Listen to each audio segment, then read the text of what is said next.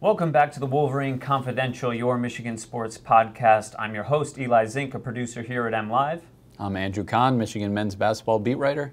I'm Aaron McMann, Michigan football beat writer.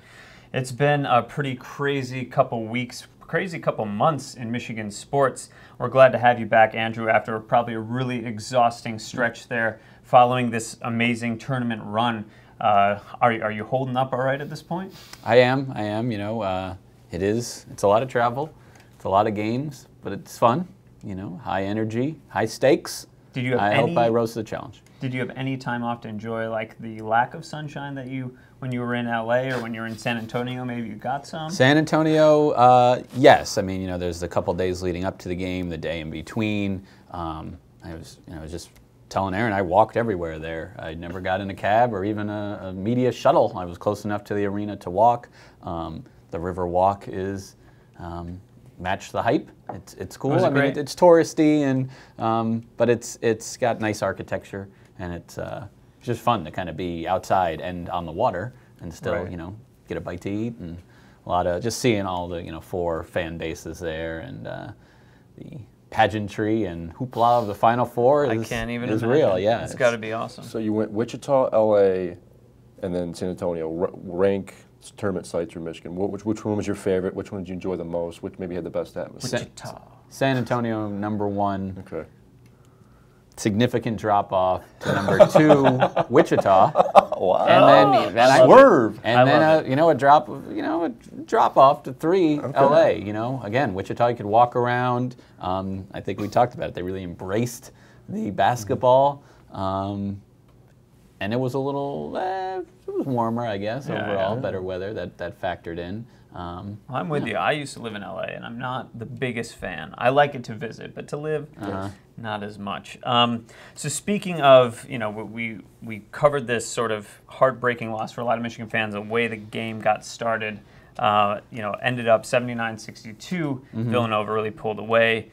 We all sort of saw what happened there with about 10 minutes left in the first half, and Villanova ran away kind of comfortably. But Michigan looked, like they could compete to start, and then what happened?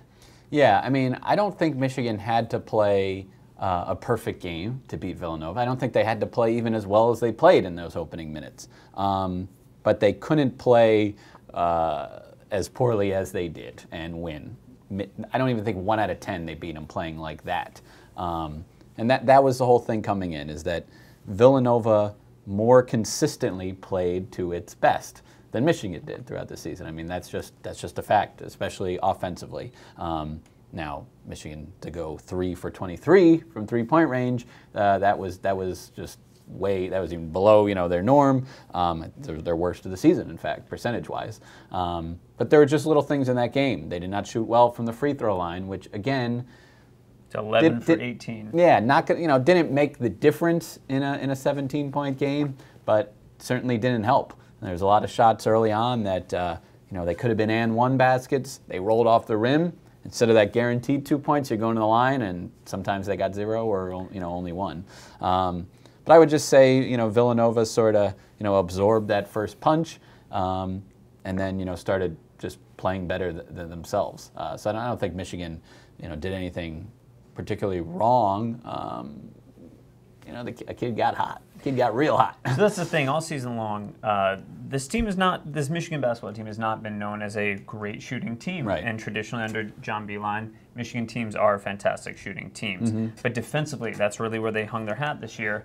And it seemed like they couldn't guard Villanova. But watching the game, they actually played reasonably well defensively. Some of those shots at Di Vincenzo, and I don't think you need to say that with an Italian accent, they were just going in, and he looked comfortable, confident. You could just see the way he was flicking his wrist, and then douche, ball's going in. I mean, what do you do? What do you do to guard? Yeah, it was funny to hear some of the players and even some of the coaches, try to pronounce his name afterwards. I was like, you can just say number 10. It's fine. I'll, put the name in parentheses. Some of those you can't truly guard everyone, 30 feet from the hoop at all times. Right. But yeah, there were definitely some breakdowns, but that gets to what I was saying. You didn't have to play a perfect game. There were some just, I guess, abnormalities, though, and I'd say the biggest one was Villanova getting after it on the offensive boards when they did force a miss. 12 offensive rebounds for Villanova. Yeah, and it wasn't just like, muscling in and grabbing these balls at the rim. It was, some were long rebounds because they took long shots, and some were just 50-50 balls. That was really if I saw any frustration from the Michigan coaches or players sort of afterwards about one particular thing in that game, it was that. Michigan just... the effort was there, but they just were a step slow, reaction-wise, or getting to the floor to get some of those 50-50 balls. But Villanova was certainly a worthy champion. Absolutely. I mean, they just looked dominant throughout, and you watched the game. When you don't shoot well, like you mentioned, everything else, you need to do the little things well, and rebounding is one of those things. And obviously, they didn't do it. So that's in a way that it doesn't help. It's one of the reasons, obviously, why they lost. And I watched the game in whole, and I haven't watched this team in grand fashion all year long. I'm not an expert in this team. I was impressed with the run they had through the tournament. That's one of those things where, again, you have one bad night, or you play one poor game, and you're gone. So I think that speaks to the job, obviously, and I'm sure we'll get into this later, but the job John Beilein did with this team and development and improving some of these guys. And we always talk about Michigan being an offensive team. We've talked about this at length a lot, but they were really impressive defensively all season long. I was impressed in the tournament, some of the defensive jobs they did. I was impressed just with the run itself. Absolutely. I mean, you weren't going to win this. You weren't going to hold Villanova in the 60s. I mean, so I think if anything, they sort of there's a lot of different ways to win a basketball game, but they needed more offense. There were too many stretches where they went scoreless or just cold, stretches that they had in this tournament, honestly, several times, but could sustain it because they weren't playing a team like Villanova. And credit to John Beilein, because it's not as if Villanova, at least I thought, played absolute lockdown D. Michigan got a lot of open looks, a lot of open looks. Yeah. They were getting looks off sets that we've seen them run before, and in that first 10 minutes, John Beilein ran, I think, some more creative sets that Villanova wasn't expecting. But even in the second half, the shots just weren't falling, and it was a little, to use a hockey term, they didn't have a lot of puck luck, in some of the and one finishes that maybe could have, should have been. But Beilein really, I think, from the start of the season where he brought this team, and even in that championship game, did a fantastic job. And it just sometimes the better team wins. Yeah, I mean, I think I think I used overachieving in a headline in one of the stories this week. And it's not to say expectations were low or should be low for the Michigan basketball team or any program at this university. I guess my point with saying that was that, college basketball, college sports, there's a cyclical nature to it, as to a certain extent, and that Michigan lost several players early to the NBA during a little stretch there, several years ago. They weren't expecting. That they weren't exactly. So replacing that, I mean, you kind of see it with almost every team. I mean, even Kansas and Duke and Kentucky, even when recycling. I mean, it can take. Sometimes there's a year or two where you're not great. And in the end, Michigan, you could see the kind of upswing was more for Michigan State, given everyone they returned, or Purdue with all those seniors. Right. Michigan was sort of on that next tier. So to win a Big Ten tournament championship and get all the way to the championship game, that's something only two teams can do. That's why I would say it was, how could you be, upset with the season as a whole? Even if you say your goal is to win a national championship, they still only came with one game short. So. Yeah. I think you talk about this turnover, and you want to look ahead to next season. I think the first instinct for a lot of people who follow this team has been, okay, next season, could be great again. But there could be some significant losses. Mo Wagner is, probably very seriously looking at the NBA. Charles Matthews is maybe potentially looking. So what does it look like as we go forward in terms of players they might lose, and maybe what the expectations as a result may be next year? Yeah, I think I don't have any special read, I'll be honest, on who's staying or going right now. Last year, they had a team banquet, and they're having it again. I think it's next week. I'm still acclimating to what day of the week it is here, where I am. This isn't Russia. Day. Is this Russia? It ends with day. Yeah. I know so that for sure. I think it's next Wednesday night. So I got a good feel in that last year that Wagner was coming back, and Wilson probably wasn't. So we'll see if you kind of get him in this different setting off the court sometimes. I don't know if I can get that vibe. But yeah, there's certainly we'll say right now a very strong chance they lose Wagner. Matthews probably more closer to returning than not. But either way, you've got Muhammad Ali Abdul-Rahman as a starter that's gone. So yes, you've got key. Duncan Robinson is gone. John Simmons as well. So key pieces to replace. But you saw freshmen contribute this year: Jordan Poole, Isaiah Livers, and you're going to see a strong recruiting class coming in. And let's talk real quick about this recruiting class. I think the sites are ranking some individual players differently, but you have Brandon Johns, who's their highest ranked prospect on 24/7, and then you have Iggy Brazdeikis. Got it. I got it. You got it. And no, it's kind of tough names. David DeJulius, not DeJulius. So they have some guys that are coming in, a really, really strong recruiting class. 5 guys in total. What do you see from this recruiting class coming in, and how might they impact next year's roster? Yeah, you got Johns and DeJulius, who are Michigan kids, so maybe fans might be a little more familiar with them. And then you got Iggy, who's up north in Canada. They're all.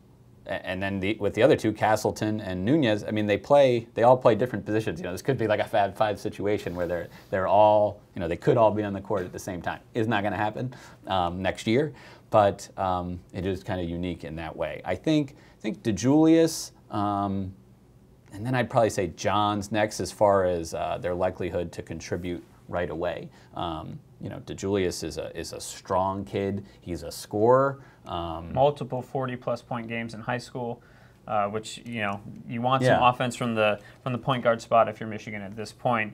Absolutely, and especially off the bench. I mean, I think Xavier Simpson, there's no reason to think he's not going to start next year. You saw it even this year, even in the Final Four when he was struggling offensively. Beilein knows what you lose when he's not in the game on the other side of the floor. Truly an elite on-ball defender. He is. One of the best in the country. He is. And that's not really replaceable. Right. So, he's still going to get the majority of his minutes, and, you're going to see his offense continue to grow. But, when you can plug in a guy for, who knows how much it'll be, 8, 10, 12 minutes to give you a little pop offensively, that's nice, and that's what DeJulius can get you. Johns is kind of he could play the 3 or kind of a stretch 4 type of guy. Good shot blocker, runs the floor well. Iggy is just a natural scorer, left-handed. He can shoot, he can drive. He's already 6'8", great size. He's a good athlete. I think people look at him as maybe like the best pro prospect potentially. And the other two probably more works in progress. Nunez is this kind of the classic Beilein recruit that you find in every class. It seems like he's a project. Well, just as far as under the radar too. Yeah. And then Castleton is. Rahman was that way, and you saw how that turned exactly. out. Exactly. And Castleton can be an impact. He can shoot too. He's kind inside of out guy. Right? Yeah, and he can be like a John Teskey down the line, but you've already got John Teskey now that's kind of, right. Looking to take that next step. Right, exactly. So, absolutely. I think the future is bright, and they'll return enough regardless. You're not going to lose, other than the expected losses. I don't think it's going to be too great that they can't, sustain again. It could be another great season, and no one expected this to be a great season. So there's a lot to look forward to. Going back real quick, in my couple years of covering the NBA, one of the things, and we're going back to Mo Wagner just for a second, for my 2 seasons covering the NBA, it always seemed like guys that were ready to declare for the NBA draft, they wait a couple. There are obviously multiple things are weighing in their head with their family, but one of which is whether they peaked at the college level. They look at the nature of the draft class that year. Do you think Wagner, and Andrew, I don't know if you have an opinion on this, but do you feel like Wagner has peaked in terms of his draft stock this year? Yeah, that's a great question. I think probably yes. He's 21 years old, which is not old to me. Right. But you wonder. That's old for the NBA. Yeah, you wonder how much, one more year, what else can he show? I mean, he got a lot better from last year to this year, and there's no doubt in my mind, another year, with Beeline, he'd, add more to his game. It can't hurt. It can't hurt. And that's the thing. I don't think it would hurt him that much either. So if he's willing to defer that, that payday a year, if he wants to come back and make another run at this thing, with this group, maybe it doesn't hurt him either. So that's the flip side that people don't realize. Now, he's then a year older, but to me, if you're the team drafting him, you're not thinking 10, 12 years down the line. Who cares if he's 21 versus 22 versus 23 and it means his career's over a year or two earlier. Right. You're still going to have him for prime years on that first contract, even that second contract. So I don't think it would hurt the team drafting him. And yeah, as much as maybe his stock won't improve, barring injury, I'm not sure it drops that much either. Now, I also know, you go to these things, these combines, and you're scrutinized and all of that. So the fact that he went through that process last year, how often does a guy, do that twice and pull his name out? Right. Right. So we'll see. There's the deadlines for hiring an agent and for, coming back to school, which is the very last day in May, I think, or. Yeah, as far as just coming back, so we'll see. We'll certainly learn more in these coming weeks. Even he was understandably not willing to talk about that, after the game. Sure. We'll definitely be covering that in the weeks to come, and I'm sure we'll talk about it once he does make that decision on the podcast. So it's been a very successful year for not just Michigan basketball, but Michigan hockey, who tonight, April 5th, number 8 Michigan taking on number 2 Notre Dame, 9:30 p.m. ESPN2. If you're listening to this not on Thursday, not tonight, then you obviously watched the game and are hoping for a good result. Just a quick recap. Notre Dame finished first in the Big Ten and won the Big Ten tournament. The regular season series was tied 2-2 between Michigan and Notre Dame. Players to watch out for. Notre Dame sophomore goalie Cale Morris is a Hobie Baker finalist and has carried a 1.91 goals against average this season. Michigan also has seen their goaltending really improve throughout the season, so it's going to be a really interesting matchup tonight, and fans will look for it to go Michigan's way. I thought you were going to say a 1.91 GPA. That would be me. But. Zook's there. Ryan Zook is there. That's why he's not on the podcast this week. He'll have Zook coverage. Is there. You can follow his coverage at MLive.com. In the sports section, look under the sports section in the Wolverines page, and you can see all that coverage there. Thank you, Aaron. Speaking of Michigan sports successes, football is the dark side of Michigan sports. But it looks like this spring is going really well. It's crazy to think about, too, when you step back and look at that for a second. They go 8-5 and everything else, and they're like the redheaded stepchild a little bit. Right. People forget the Brady Hoke and Rich Rod years very quickly. Yes. Sugar Bowl, though. Yes. But no, spring practice is underway. They just wrapped up practice 6. Tonight will be practice 7. It's a 15 practice schedule if you want to include the spring game on April 14th. They're almost to the halfway line at this point. Things are getting interesting. You're starting to hear more about the lines, the offensive and defensive lines. Well, that's the big thing we're hearing about. It's the lines. Yeah. And defensive line, a strength offensive line has been the big problem since last season. Yeah. So let's talk offensive line. Let's do it. Before the show, we discussed an interesting quote from Ben Bredeson. Yeah. He talked about some of the guys that were seeing snaps. Is there anything we can take away from that? And if for our listeners, can you sort of summarize what we can glean from that quote? Yeah, it sounds like the interior has pretty much been decided. There was some thought that maybe the Michigan coaching staff would consider moving Bredeson out to left tackle. I think we've talked about this in previous weeks. It doesn't sound like it's happening. However, Bredeson said, several guys are getting snaps in several different positions on the line. Now, that's something we saw last year in camp and in fall camp under Tim Drevno. He was a big proponent of having linemen play 2 and 3 spots, at least taking snaps at 2 or 3 different spots just to get familiar and knowledgeable with the different positions. I guess you're starting to see a little bit more, but it seems like, and we've talked about this in the past, but the interior is pretty much set now. You got Bredeson at left guard. You've got Cesar Ruiz who's settling in at center. Long anticipated move to center. Yeah, and he's gotten really good so far. We've heard nothing but great things about Ruiz. I guess he's playing really well. Harbaugh has been very complimentary. Michael Onwenu is at right guard.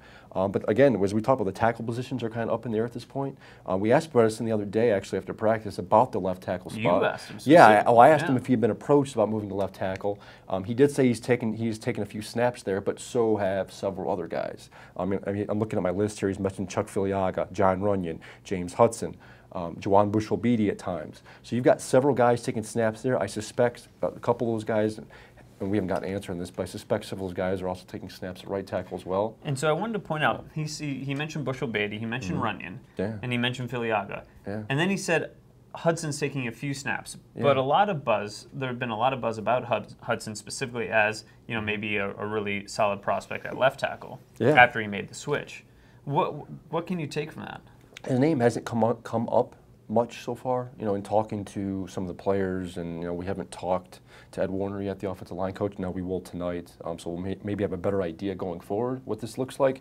But Hudson's name hasn't come up much. I know Harbaugh did mention him, but it's been basically in the same vein as the others: Bushell-Beatty, of Runyon, of Filiaga. So, and you're hearing Andrew Stuber, you're hearing some other names come up as well. So there hasn't, from what I've been able to glean, there hasn't been anyone that's really emerged just yet. Maybe we get more answers tonight when we talk to Ed Warner. I don't know. But again, it's basically been the same situation as last week. And the right tackle position is both right tackle and left tackle are both up for grabs at this point. And what's interesting, we found out that this offensive line is actually going up against the ones on the defensive line a lot, which is something somewhat new. And wasn't done at last year's practice. The defensive line they're going up against maybe will have the best defensive end duo in the country. That's at least what. That's what Chase Winovich and Rashawn Gary's team, I think. Right. They're selling themselves as that. That was one of the things I guess Rashawn Gary laid in front of Chase Winovich when Chase was making that decision whether to go to the NFL draft or come back for his final season. They feel like they can be, one of the best DN duos in the nation. Now they were, if you look at the statistics and the advanced statistics and everything else, they were one of the best in the Big Ten last year. They've got an opportunity to duplicate that. So yeah, the defensive line, I don't think there are many issues. You've got, the two tackle spots are kind of up for grabs, but you've got four names there. But several guys have starting experience. You've got Brian Monet, who's back for his 5th year. You've got Michael Dwumfor, who's continued to, I guess he's, in a way, I think he's made the biggest leaps from what we've been able to gather so far. I mean, talking to defensive line coach Greg Madison, talking to some of the other linemen, Dwumfor is really breaking through. Now, we heard this a little bit. So he's basically Mo Hurst, but bigger and faster. That's what they're saying, yeah, and we heard this a little bit last fall. Rashawn Gary brought that up, I think, last October, because I went back and looked at the archives and everything else. And now, Gary brought it up again. Madison brought it up unprompted the other day. They're saying his get-off and his speed and everything else are borderline Mo Hurst. Which is scary to think about. Yeah, because Dwumfor's got 2 years eligibility left. He's got Mo Hurst didn't even start full time until last year. Exactly. So if he ends up getting that starting job at tackle and is able to play through the next season, relatively injury free, he's an interesting guy to watch. So one thing that we mentioned with Gary and of course Winovich is that they want to be the best duo in the country. Last year, it seemed like Gary opened things up for Winovich because he took a lot of double teams, and there was sort of a more clear runway for Winovich. Do you think now that Chase is back, and he is more of a well-known commodity, that's really going to open things up for Gary, where you're going to see the numbers start to match the potential? Yeah, I really think you do. That's one of the things in talking to Greg Madison the other day, and he was openly lobbying for Chase to come back. He felt like there were things he needed to work on this year before he entered or declared for the NFL draft, and pass rushing technique is one of them. He felt like there are more things, there are things he can fine-tune, things he can get better at, and you're absolutely right. If he's able to do that, I think his stats speak for themselves from last year. 18 tackles for loss, 8 sacks. His advanced statistics again were through the roof. Pro Football Focus ranked him really high, along with Mo Hurst and Gary to some degree. But you're right. Gary, he prompted so much attention from offensive lines and opposing offenses that it opened things up for Chase. Now I think Chase has that pedigree, that those results behind him, and I think it's going to work well for both sides. And on the offensive side, switching back, we heard Jim Harbaugh sing the praises of Donovan Peoples-Jones, who was an extremely touted recruit, the #1 receiver prospect in the country. he struggled a bit early on in his freshman year. In the last few games, as we talked about before the show, he was really starting to perform at maybe a level that was more expected of him. But it's tough. Freshman receivers, it's not easy for him. No. Now, Harbaugh mentioned Tariq Black was also playing very well. Oliver Martin has stepped up. What do you see from this receivers group, or what are you hearing? And should we buy in and get on the hype train for Peoples-Jones? I think so. You know, keep in mind he was a 5-star recruit out of high school. He in theory had all the tools. He had the ceiling. The ceiling is high for him. He just needed a little bit more coaching and a little bit more fine tuning. And just frankly, you know, keep in mind he was a freshman last year. He's still getting acclimated to the college lifestyle, the college game, and playing every day. He's, I think, primed here to take a huge leap next season. If Tariq Black is the player Michigan got in the first 3 games last season, if he's healthy and still has that quick neck speed off of the line, I think that, like, and I've said this before, I think this wide receivers group could be really, really good. They've got the potential. The ceiling is high. They've got playmakers there. They've got speed. They finally got a wide receivers coach. I think there's a lot to be said here. And, you know, between Peoples-Jones, Black, you know, like you mentioned, Oliver Martin, Nico Collins, you've got some experienced guys back again, and we've talked about this before, Kakoa Crawford, Grant Perry. This group could be pretty good. So as we move forward, headed towards the spring game, I think some of these questions may be answered, and we'll look forward to answering those questions when that happens on a future episode of the podcast. We got to wrap it up here for now, but it really was an amazing run for the men's basketball team, and hopefully Michigan football is gearing up for a nice run themselves. Next week we'll cover what happened with the hockey team. This weekend we'll have the results from the Frozen Four. Until then, I'm Eli Zink. I'm Andrew Kahn. I'm Aaron McMann. We'll catch you next week.